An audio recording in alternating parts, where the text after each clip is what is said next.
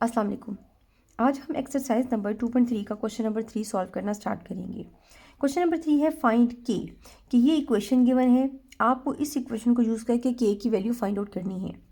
और इसमें इसके फर्स्ट पार्ट में क्या कह रहा है, sum of squares of roots of equation, कि अगर इस इक्वेशन के जो रूट्स हों उनके स्क्वेयर्स का अगर आप सम ले लें तो वो किसके बराबर होना चाहिए, 2 के। ये उसने हमें एक कंडीशन दे दी है और इस कंडीशन को हमने के की वैल्यू फाइंड आउट करते हुए इस्तेमाल करना है। क्वेश्चन नंबर 3 पार्ट 1 मैंने यहाँ पर लिख लिया है। इस इक्वेशन की ट्रांसलेशन की हद तक तो मैंने आपको एक्सप्लेन कर दिया है कि आपने करना क्या है। अगर हम इसको थोड़ा सा इस तरह न्यूमेरिकली यहाँ पे लिख के मैं आपको समझाऊँ तो आपने क्या करना है कि इसके जो रूट्स हैं, रूट्स हम किसको बोलते हैं, हम अल्फ़ा और बीटा को रूट्स बोलते हैं। इसके जो रूट्स हों आपके पास अल्फ़ा और बीटा, और उनका अगर आप स्क्वायर ले लें और फिर कहता है कि सम ऑफ स्क्वायर्स, तो अब फिर दरमियान में हमें प्लस का साइन लेना है और वो किसके बराबर आए, वो 2 के बराबर है। हमें ये चीज़ प्रूव करके उसको देनी है, ठीक है। तो इसके लिए हमें अल्फ़ा और बीटा की वैल्यूज़ फाइंड आउट करनी है, सम की वैल्यू फाइंड आउट करनी है। तो हम पहले क्या करेंगे कि सम ऑफ रूट्स फाइंड आउट करेंगे। लेकिन यहाँ पर मैं एक बात ज़रूर यहाँ पे आपको बताना चाहूँगी कि अगर आप इस चीज़ को देखो तो ये जो है, अगर आप इस तरह से लिखो alpha square plus beta square, तो ये जो होल स्क्वायर का फार्मूला होता है वो यहाँ पे आप कंप्लीट कर सकते हैं। लेकिन यहाँ पर हमें इसमें एक टर्म है वो हमें चाहिए, वो क्या है, +2 alpha beta.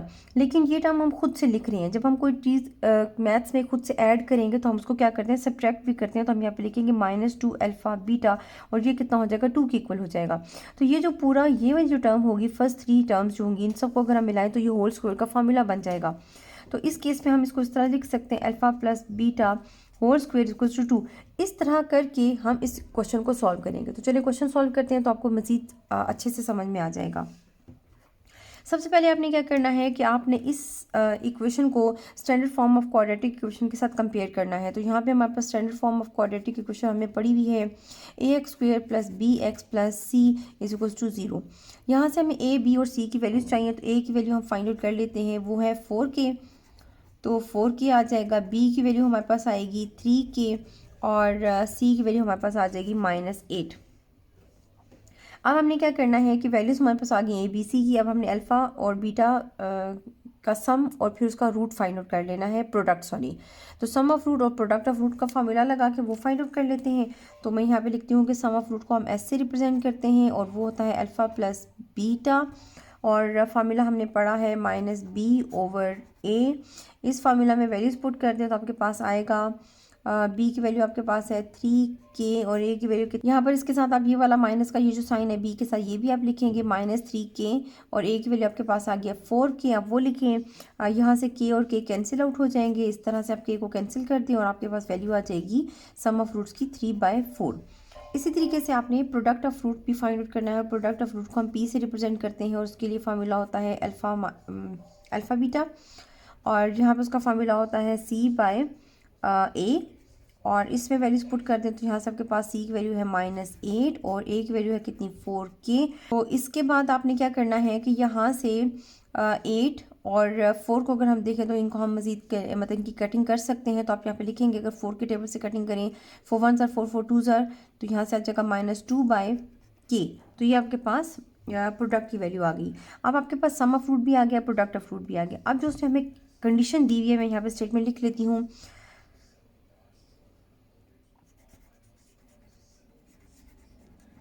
according to the given condition. और कंडीशन क्या है हमारे पास कि आपके पास जो रूट्स हैं अल्फ़ा और बीटा, अगर आप उनका क्या ले लें, उनके स्क्वेयर्स का आप ले लें, सम ले लें, तो वो किसके बराबर होना चाहिए, वो 2 के बराबर होना चाहिए। ये उसने हमें कंडीशन दी है। इस कंडीशन में अगर हम देखें तो यहाँ पर अगर हमारे पास अल्फ़ा स्क्वायर है प्लस बीटा स्क्वायर है, और यहाँ पर अगर हमें एक थर्ड टर्म, जैसे मैंने यहाँ पे आपको एक्सप्लेन किया, 2 अल्फ़ा बीटा हम खुद से ऐड कर लें और इसको माइनस भी कर दें 2 अल्फ़ा बीटा को, तो ये किसके बराबर हो जाएगा, 2 के। अगर इन फर्स्ट 3 टर्म्स को हम इस तरह से लिख लें, होल स्क्वायर का फार्मूला कंप्लीट कर लें, तो ये हमारे पास हो जाएगा alpha plus beta whole square, और ये -2 अल्फ़ा बीटा, ये एज इट इज़ आ जाएगा और इक्वल्स टू 2b। यहाँ पे एक्चुअली मैंने कौन सा फार्मूला इस्तेमाल किया, मैंने फार्मूला लिखा है यहाँ पे, मैं आपको लिख के बता देती हूँ। a plus B whole square equals to a square plus 2ab plus B square. तो ये देखिए ये तीन टर्म्स हमारे पास ये बन गई थी, तो हमने इसको होल स्क्वायर में कन्वर्ट कर दिया है। तो यहाँ पे मैंने इसको होल स्क्वायर की शक्ल में लिखा है और अब हम इनके अंदर वैल्यूज़ पुट कर देते हैं, क्योंकि अल्फ़ा प्लस बीटा की वैल्यू भी हमने निकाल ली है और अल्फ़ा बीटा की वैल्यू भी हमारे पास है, तो हम फार्मूला में वैल्यूज़ पुट कर देते हैं। अल्फ़ा प्लस बीटा हमारे पास आ गया -3/4 और इसका होल स्क्वायर ले लें -2 इंटू अल्फ़ा बीटा की वैल्यू आ गई हमारे पास -2/k और इक्वल्स टू 2। अब आपने इनको सॉल्व करना है, तो यहाँ से अगर हम इसको सॉल्व करें, माइनस का स्क्वायर लें पॉजिटिव हो जाएगा, 3 का स्क्वायर लें 9 और 4 का स्क्वायर लें 16 और माइनस इंटू माइनस प्लस 2 2 4 और नीचे आ जाएगा k is equals to 2। Remaining question हम यहाँ पे सॉल्व करते हैं। तो यहाँ पे आप लिखेंगे ये आपके पास आया 9/16 plus 4/k is equals to 2। हम इसके डिनोमिनेटर्स का एलसीएम ले लेते हैं, दो डिफरेंट टर्म्स हैं, तो ये दोनों ही टर्म्स हमारे पास एलसीएम में आ जाएंगे 16k। अब अगर हम 9 के नीचे देखें तो मैंने आपको बताया था, ये ट्रिक भी मैंने आपको पहले भी बताई हुई है कि जब दो डिफरेंट डिनोमिनेटर्स हो तो आप इन दोनों को मल्टीप्लाई करके इस तरह नीचे लिख लेते हैं। फिर न्यूमिनेटर्स लिखते हुए आप क्या करते हैं कि इसको इधर मल्टीप्लाई कर देते हैं और इसको इधर मल्टीप्लाई कर देते हैं। अब 9 के साथ हम किसको मल्टीप्लाई करेंगे, k को, और 16 के साथ मल्टीप्लाई करेंगे 4 को, और ये प्लस का साइन मिडल में आ जाएगा। जब आप 16 को 4 से मल्टीप्लाई करेंगे तो आपके पास आंसर आएगा 64 इज इक्वल टू 2। अब आपने क्या करना है कि अगर हम इसके नीचे ये जो डिनोमिनेटर है इसको खत्म कर दें, बहुत सारे से मल्टीप्लाई करें, तो यहाँ पे तो मल्टीप्लाई हो गई, कैंसिल आउट हो जाएगा, तो यहाँ से आपके पास आएगा 9k plus 64 is equal to 2 और आप मल्टीप्लाई करेंगे 16k को 2 के साथ। अच्छा, इसमें आप ये भी कर सकते हैं कि आप इसको यहाँ पे क्रॉस मल्टीप्लिकेशन की तरह से समझ लें कि अगर इसके नीचे 1 हो तो भी आप मल्टीप्लाई मतलब उस तरह से समझ लें तो भी ये सेम ही चीज़ आएगी। या अगर आप इसको ख़त्म करना चाहते हैं, जैसे मैंने पहले एक्सप्लेन किया कि आप इस टर्म को इधर भी मल्टीप्लाई करें, इधर भी मल्टीप्लाई करें, यहाँ से कैंसिल आउट हो जाएगा और यहाँ पर वो 2 के साथ मल्टीप्लाई हो जाएगा। जैसे आपको ईजी लगता है आप वैसे कर सकते हैं। तो यहाँ से हमारे पास आएगा 9k और प्लस 64 और यहाँ से कितना हो जाएगा 32k। अब यहाँ पे 32k बड़ी वैल्यू है, हम 9k को उधर शिफ्ट कर देते हैं, तो यहाँ पे 64 is equal to 32k minus 9k हो जाएगा, क्योंकि वहाँ पे वो पॉजिटिव था, यहाँ पे आके नेगेटिव हो गया। अब आपने क्या करना है कि 32k में से अगर 9k को माइनस करें तो हमारे पास आता है 23k और यहाँ पे आ गया 64। हमने k की वैल्यू फाइंड आउट करनी है, हम 23 को बोथ साइड्स पे क्या कर देते हैं, डिवाइड कर देते हैं, तो यहाँ से हमारे पास आ गया k इज इक्वल टू 64/23। क्योंकि कोई भी ऐसा टेबल नहीं है जो दोनों को कैंसिल आउट कर सके, तो यही हमारे पास k की वैल्यू आ गई। इसको सिंपल आप इस तरह से भी लिख सकते हैं, k इज इक्वल टू 64/23। तो आप यहाँ पे बता सकते हैं this is our required value. तो यहीं तक था आपका क्वेश्चन और ये क्वेश्चन यहाँ पे कंप्लीट हो गया है। क्वेश्चन नंबर 3 का सेकंड पार्ट यहाँ पे लिखा हुआ है, इक्वेशन है x² minus 2kx plus 2k plus 1 is equal to 0। और इसकी जो कंडीशन थी वो ये थी कि सम ऑफ स्क्वायर ऑफ रूट्स जो है वो किसके इक्वल आना चाहिए, 6 के इक्वल आना चाहिए। तो ये कंडीशन मैं आपको प्रीवियस पार्ट में बहुत अच्छे से समझा चुकी हूँ कि आपने जो दो रूट्स निकालेंगे उनके स्क्वायर का सम वो क्या है, 6 के इक्वल है। क्वेश्चन स्टार्ट करते हैं तो आपको बहुत अच्छे से मज़ीद बातें भी समझ में आ जाएंगी। इसको सबसे पहले हम लोगों ने standard form of quadratic equation से क्या करना है, कंपेयर करना है। तो वो होती है हमारे पास ax² plus bx plus c is equal to 0। इसमें से हम लोगों ने अब क्या करना है, a की वैल्यू फाइंड आउट करनी है, b की वैल्यू फाइंड आउट करनी है और c की वैल्यू फाइंड आउट करनी है। a की वैल्यू यहाँ पे 1 है तो आप 1 लिखेंगे, b की वैल्यू में यहाँ पे आप क्या लिखेंगे -2k, तो वो आ जाएगी, और c की वैल्यू में आ जाएगा 2k प्लस 1। तो यहाँ से आपके पास ये वैल्यूज़ आ गई हैं। अब हमने क्या करना है कि सम ऑफ रूट्स और प्रोडक्ट ऑफ रूट्स के फार्मूला में इन वैल्यूज़ को पुट कर देना है। तो सम ऑफ रूट्स को हम ऐसे रिप्रेजेंट करते हैं और वो होता है अल्फ़ा प्लस बीटा, और इसका फार्मूला होता है -b/a। फार्मूला में वैल्यू पुट कर दें, माइनस का साइन जे वाला, और b की जगह पे आपके पास आ जाएगा 2k/a की जगह पे आ जाएगा 1, और इसको सॉल्व करें तो हमारे पास क्या आता है, -2k ही आता है। और अब हम लोगों ने प्रोडक्ट ऑफ रूट्स की वैल्यू फाइंड आउट करनी है, वो होता है अल्फ़ा इंटू बीटा, तो वो होता है c/a। c की जगह पे आपके पास क्या आ जाएगा 2k प्लस 1/1, a की जगह पे 1, और इसको अगर हम देखें तो हमारे पास क्या आ जाता है 2k प्लस 1। अब जो हमें कंडीशन दी हुई है क्वेश्चन में कि जो इसके रूट्स के स्क्वायर का सम है वो किसके बराबर होना चाहिए, वो 6 के बराबर होना चाहिए। तो अब हम वो कंडीशन यहाँ पे लिख देते हैं, according to the given condition condition क्या थी कि अगर आपके पास रूट्स हैं अल्फ़ा बीटा और इनका अगर आप स्क्वायर ले लें फिर उसका सम ले लें तो किसके बराबर है, वो 6 के बराबर है। अब हमने क्या करना है कि साइड पे हमने फार्मूला कंप्लीट करना है, तो ये हो जाएगा a square plus alpha square plus beta square plus 2 alpha beta minus 2 alpha beta. आप इसमें से ऐड कर रहे हैं तो माइनस भी करेंगे, इज इक्वल टू 6। इन फर्स्ट थ्री टर्म्स को अगर हम देखें तो ये फार्मूला बन जाता है A plus B whole square का, तो आप यहाँ पे लिखेंगे alpha plus beta whole square minus 2 alpha beta, क्योंकि ये टर्म जो थी थर्ड टर्म ये तो फार्मूला में इस्तेमाल होगी, लेकिन ये जो टर्म थी ये आपके पास नीचे आएगी और आप लिखेंगे इसको इस तरह से, इज इक्वल टू 6। अब यहाँ पे आप देखिए आपके पास जो वैल्यूज़ हैं वैल्यूज़ पुट कर दें। अल्फ़ा प्लस बीटा की वैल्यू आपके पास आई है -2 की, तो वो पुट कर देते हैं -2 के, और इसका आप होल स्क्वायर लें -2, और अल्फ़ा बीटा की वैल्यू आपके पास आई है, प्रोडक्ट की वैल्यू आपके पास आई है 2k + 1, आप उसकी वैल्यू पुट कर दें, तो आप यहाँ पे लिखेंगे 2k + 1 इज इक्वल टू 6। अगर हम इसको यहाँ से ओपन करें तो माइनस का स्क्वायर लें तो ये पॉजिटिव हो जाएगा, और 2 का स्क्वायर लेंगे तो 4 हो जाएगा, और k का स्क्वायर k स्क्वायर, और माइनस 2 2 ज़ार 4, और के अब 2 को आपने अंदर भी मल्टीप्लाई करना है 1 के साथ, प्लस माइनस माइनस 2 1 ज़ार 2 इज इक्वल टू 6। अब अगर हम इस क्वेश्चन को यहाँ पे देखें तो आपके पास यहाँ पे कितना आ रहा है, ये 6 आ गया। अगर हम इस 6 को इधर लेके आ जाएं तो यहाँ से आपके पास आ जाएगा 4k square minus 4k minus 2 minus 6 is equal to 0। अगर हम इसको आगे फर्दर सॉल्व करें तो यहाँ से आ जाएगा 4k square minus 4k minus 8 is equal to 0। अब अगर हम इस इक्वेशन में से 4 कॉमन ले लें, क्योंकि 4 हम कॉमन ले सकते हैं, तो हम 4 कॉमन ले लेते हैं, तो यहाँ से आपके पास आ जाएगा, ये वाला 4 कॉमन आ गया तो यहाँ से आपके पास आएगा k स्क्वायर, यहाँ से भी 4 कॉमन आ गया तो अंदर आपके पास बचेगा -k, और 4 आपने कॉमन लिया, 4 का टेबल 8 को 2 टाइम्स डिवाइड करते हैं तो आप लिखेंगे -2 और इज इक्वल टू 0। इस 4 को अगर हम बोथ साइड पे डिवाइड करें तो यहाँ पे कैंसिल आउट हो जाएगा, वहाँ पे 0 के साथ जब 4 डिवाइड होगा तो आंसर आपके पास 0 ही आएगा।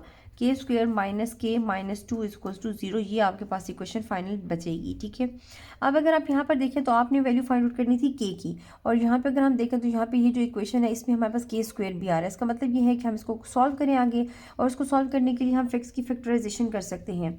हम इस टर्म को अगर इस टर्म के साथ यहाँ मल्टीप्लाई करें तो हमारे पास आ जाता है -2k स्क्वायर।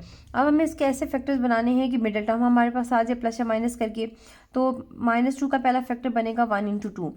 अगर हम इस तरह करें कि, और अगर हम यहाँ पे माइनस का साइन भी लिख दें, -2 को अगर 1 से मल्टीप्लाई करें -2 के, और -2 में से अगर 1 माइनस करें तो -k ही आता है, कि अगर आप यहाँ पे लिखें -2 में +1 कर लें तो आपके पास माइनस आता है, तो देखिए -1, तो हमें यहाँ पे k के साथ -1 ही है, तो हमारे पास ये वाला जो फैक्टर है हमारा सूटेबल फैक्टर, हम ये वाला फैक्टर यूज़ करेंगे।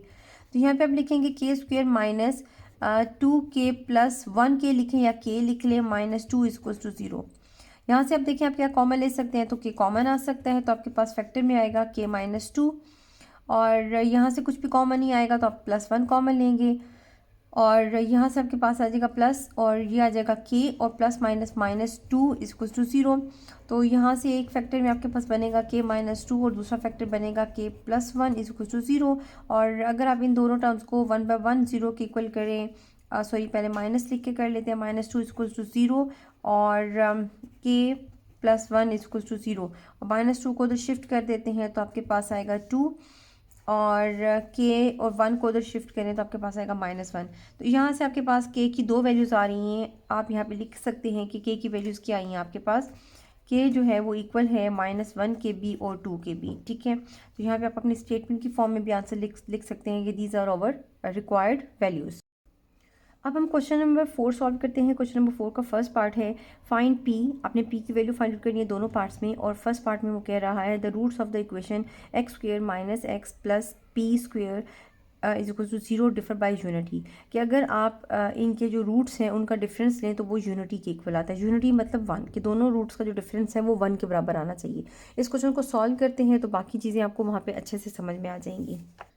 इक्वेशन यहाँ पे मैंने लिख ली है। इस इक्वेशन को हम लोगों ने standard form of quadratic equation के साथ कंपेयर करना है और यहाँ से हम ए बी और सी की वैल्यू फाइंड आउट करेंगे। ए की वैल्यू यहाँ से हमारे पास आ जाएगी 1 और बी की वैल्यू यहाँ से आ जाएगी -1 और सी की वैल्यू कितनी आ जाएगी p²।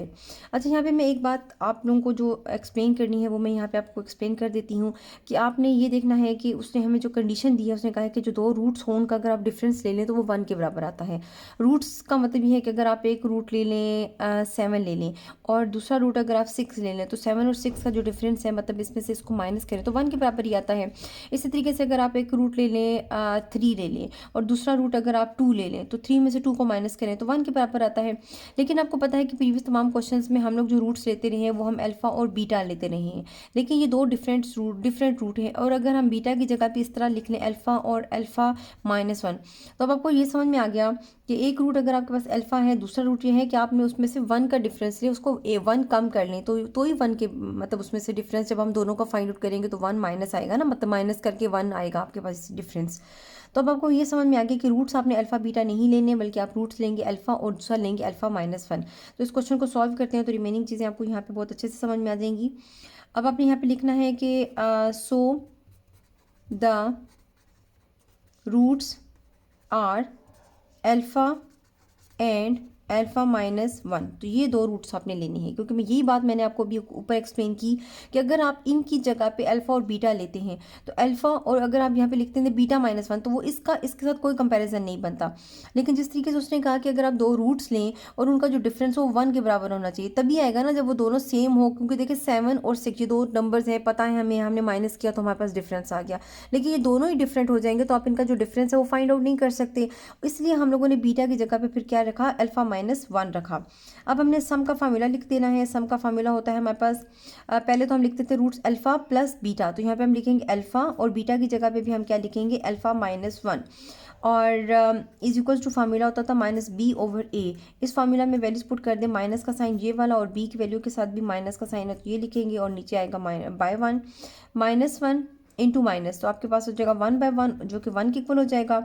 अब आप अगर इस यहाँ से तो आपके पास 1 आ गया, अगर आप इन दोनों टर्म्स को यहाँ से सॉल्व करेंगे, ये किसके बराबर आ रहा है, ये आ रहा है अल्फ़ा प्लस अल्फ़ा -1, ये इसके बराबर आ रहा है ना, इज इक्वल्स टू 1। तो अगर आप इसको इस साइड से सॉल्व करें तो यहाँ से आप ओपन करेंगे alpha plus alpha -1 is equals to 1। और अगर हम इसको आप फर्दर सॉल्व करें तो ये हो जाएगा 2α -1 इक्वल्स टू 1। और अब आपने क्या करना है कि -1 को उधर शिफ्ट करें तो आपके पास आएगा 2α और ये उधर जाके कितना हो जाएगा 1 और +1। और नेक्स्ट स्टेप में आपके पास क्या आएगा, आप यहाँ पे लिखेंगे 2α और ये हो जाएगा 2 और इसके बाद अगर आप 2 को बोथ साइड्स पे डिवाइड कर दें तो आपके पास आएगा अल्फ़ा इज इक्वल्स टू 1। तो यहाँ से आपके पास अल्फ़ा की वैल्यू आ गई है। अब आपने क्या करना है कि प्रोडक्ट ऑफ फार्मूला हम यहाँ से पुट कर देते हैं। तो प्रोडक्ट ऑफ फार्मूला होता है हमारे पास अल्फ़ा इंटू बीटा, लेकिन अब हमारे पास रूट्स क्या हैं, बीटा की जगह पे हमने लिखना है अल्फ़ा -1। तो आप यहाँ पे लिखेंगे अल्फ़ा और दूसरा रूट आपके पास बनेगा अल्फ़ा -1 और इक्वल्स टू इसका फार्मूला लिख देते हैं c/a। अगर इस फार्मूला में आप वैल्यूज़ पुट करें तो c की जगह पे आपके पास कितना आएगा p² और a की जगह पे आएगा 1। अगर मैं इसको इस साइड से सॉल्व करूँ तो यहाँ से मेरे पास आता है अल्फ़ा इंटू अल्फ़ा -1 और इज इक्वल्स टू यहाँ से आ गया p²। लेकिन हमें अल्फ़ा की वैल्यू पता चल गई है कि अल्फ़ा की वैल्यू कितनी है 1। तो अब यहाँ जहाँ जहाँ पे अल्फ़ा आया वहाँ पे 1 पुट कर दें। अब यहाँ पे 1 पुट करेंगे, यहाँ पे 1 में से 1 पुट करेंगे और इज इक्वल्स टू p²। तो यहाँ से अगर 1 में से 1 माइनस करें तो आपके पास ये कितना हो जाना चाहिए, 0 हो जाना चाहिए। 0 को 1 से मल्टीप्लाई करेंगे तो 0 0 इक्वल्स टू p²। तो p की भी जो वैल्यू आएगी वो आपके पास कितनी आएगी, अभी तो आपके पास यहाँ से p² आया ना, p² इक्वल्स टू 0। अब आप इस तरह करेंगे, दोनों साइड पे इसका स्क्वायर रूट लेना है तो ये स्क्वायर रूट के साथ कैंसिल हो जाएगा तो आपके पास आएगा p और 0 का स्क्वायर रूट लेंगे तो आंसर आपके पास 0 ही आएगा। तो p की वैल्यू जो थी वो आपके पास आ गई है 0। तो ये क्वेश्चन यहाँ पे आपका कंप्लीट हो गया है। इसका सेकेंड पार्ट रीड करते हैं। The roots of equation x² plus 3x plus p minus 2 is equals to 0 differ by 2. It means कि आपने इस इक्वेशन को यूज़ करके we have to find out the value of p. But the condition is the root of the equation differ by 2. Just like first part आपको बोल रहा है कि जैसे वहाँ पे डिफर बाय यूनिटी था कि दोनों का डिफरेंस 1 के बराबर आना चाहिए, यहाँ पे इसका क्या बता रहा है कि दोनों रूट्स का डिफरेंस अगर आप लें तो वो किसके बराबर आना चाहिए, बाय 2। तो ये दोनों बिल्कुल क्वेश्चन एक जैसे हैं, बस ये है कि थोड़ा सा डिफरेंस है, उसको हम क्वेश्चन सॉल्व करते हैं तो रिमेनिंग बातें आपको वहाँ पे समझ में आ जाएंगी। अब हमने क्या करना है कि इस इक्वेशन में से भी हम लोगों ने a b और c की वैल्यूज फाइंड आउट करनी है। Standard form of quadratic equation यही है हमारे पास। हम यहाँ पे क्या लिखते हैं कि ए की वैल्यू क्या आएगी 1, क्योंकि एक्स स्क्वायर के साथ 1 है, और बी की वैल्यू आपके पास कितनी आ जाएगी 3, और सी की वैल्यू कितनी आ जाएगी p-2। और ये हमारे पास ए बी और सी की वैल्यूज़ आ गई हैं, यहाँ पे कुछ भी नहीं है। अब हमने क्या करना है कि हमने इन वैल्यूज़ को यूज़ करके अल्फ़ा और बीटा की जगह पे जो वैल्यूज़ पुट करते थे, सम ऑफ रूट्स और प्रोडक्ट ऑफ रूट्स की वैल्यूज़ हम लोगों ने फाइंड आउट करनी है। लेकिन मैंने अभी आपको एक्सप्लेन किया है कि हम अल्फ़ा और बीटा जो रूट्स हैं वो नहीं इस्तेमाल कर सकते, क्योंकि हमें इनका डिफरेंस फाइंड आउट करना है। डिफरेंस आप एक जैसी टर्म्स के अंदर से निकाल सकते हो, तो हम एक रूट लेंगे अल्फ़ा और दूसरा रूट लेंगे अल्फ़ा-2, क्योंकि इस क्वेश्चन में हमें दोनों का जो डिफरेंस है वो बाय 2 बताना है, ठीक है।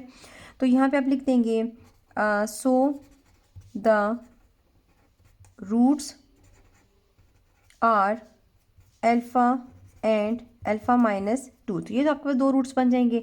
अब आपने सम लेना है तो सम को हम एस से रिप्रेजेंट करते हैं। पहले हम लिखते थे अल्फ़ा प्लस बीटा, तो अब हम लिखेंगे अल्फ़ा प्लस अल्फ़ा-2, और इन दोनों का सम लेके इसका फार्मूला लिख लेते हैं। फार्मूला हमारे पास होता है माइनस बी बाय ए। इसमें वैल्यूज पुट कर दें, बी आपके पास 3 है, ए आपके पास 1 है, और ये माइनस जो फार्मूला का साइन था ये भी साथ में आ जाएगा, और इसको अगर आप सॉल्व करेंगे तो -3। अब ये -3 किसके बराबर आ रहा है, ये आ रहा है अल्फ़ा प्लस अल्फ़ा-2 जो इस टाइम ब्रैकेट्स में है उसके बराबर आ रहा है -3। अगर इसकी ब्रैकेट्स आप यहाँ से ओपन करें तो आप लिखेंगे अल्फ़ा प्लस अल्फ़ा-2 इज इक्वल टू -3। अगर आप यहाँ से इसको सॉल्व करें तो आपके पास आ जाता है 2 अल्फ़ा, और यहाँ से आपके पास आएगा ये -2 है, अगर आप उसको उस साइड पे शिफ्ट करें तो -3 + 2, और यहाँ पे आप लिखेंगे 2 अल्फ़ा और ये आ जाएगा -1, और अल्फ़ा की वैल्यू आपके पास कितनी आ जाएगी -1/2, तो ये आपके पास अल्फ़ा की वैल्यू आ गई है। अब आपने इसी फार्मूला मतलब जो प्रोडक्ट का फार्मूला था अब हमने उसको यूज़ करना है और product of roots find out करने हैं। तो प्रोडक्ट्स को हम पी से रिप्रेजेंट करते हैं। पहले हम लिखते थे अल्फ़ा इंटू बीटा, लेकिन अब हमारे पास रूट्स क्या हैं, एक रूट अल्फ़ा है, दूसरा रूट अल्फ़ा-2। तो हम यहाँ पे इसकी जगह पे वैल्यूज पुट करेंगे, अल्फ़ा को किससे मल्टीप्लाई करेंगे अल्फ़ा-2 के साथ, और उसका फार्मूला क्या होता है प्रोडक्ट का C/A। इस फार्मूला में वैल्यूज पुट कर दें तो C की वैल्यू आपके पास है P-2/A की वैल्यू आ गई 1। ये देखें P-2 थी तो वही मैंने पुट की और बाय 1। अगर आप इसको सॉल्व करें तो आपके पास आता है P-2, और ये किसके कुल आया है, ये आया आपके पास अल्फ़ा इंटू अल्फ़ा-2 इज इक्वल टू P-2। अब जब हम लोगों ने सम फाइंड आउट किया था तो वहाँ से हमारे पास अल्फ़ा की वैल्यू आ गई है। इस अल्फ़ा की वैल्यू को हम यहाँ पे पुट कर देते हैं, तो यहाँ से आपके पास आएगा -1/2, और यहाँ से आपके पास आएगा -1/2 -2, और ये आ गया P-2। अब आपने क्या करना है कि अगर आप इस क्वेश्चन को यहाँ से देखें तो हम इस ब्रैकेट के अंदर इसको पहले सॉल्व कर लेते हैं। तो यहाँ पे हम इसका एलसीएम ले लेते हैं, तो यहाँ से आपके पास आया -1/2, और अगर हम यहाँ से इसका एलसीएम लें तो 2 के नीचे 1 है, और 1 और 2 का एलसीएम 2 ही आता है। अब आपने इनको क्रॉस मल्टीप्लाई कर देना है कि 1 को 1 से मल्टीप्लाई किया तो -1 आ गया, और -2 को 2 के साथ मल्टीप्लाई किया तो -4 आ गया। अब आपने यहाँ पे क्या लिखना है P-2। इसका रिमेनिंग पार्ट में यहाँ पे सॉल्व करती हूँ, तो यहाँ से आपके पास आ जाएगा -1/2, और ये आपके पास कितना आ जाएगा -1 -4 कितना हो जाएगा -5/2 इज इक्वल टू P-2। तो ये आ गया।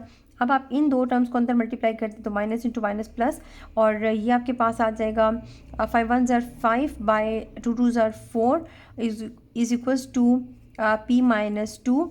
अब अगर आप इस तरह करें कि इन दोनों टर्म्स को अगर हम क्रॉस मल्टीप्लाई कर दें, अब वो ऐसे कि अगर आप बल्कि क्रॉस मल्टीप्लाई नहीं करते, हम 2 को इधर लेके आ जाते हैं, तो यहाँ से आपके पास आ जाएगा 5/4, और ये जब 2 इधर आएगा तो ये आपके पास हो जाएगा +2 इज इक्वल्स टू P।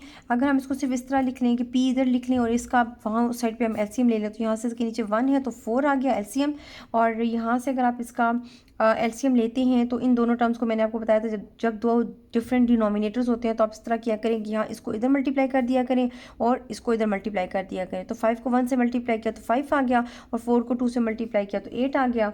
अब अगर आप इन दोनों को सॉल्व करें तो आपके पास आएगा 13/4, तो ये आपके पास P की वैल्यू आ गई है। तो ये आपके पास वैल्यू आ गई है, तो आप नीचे अपना स्टेटमेंट में भी आंसर ले सकते हैं। The value of P is 13/4, नहीं देते तो भी ये आपके पास आंसर है।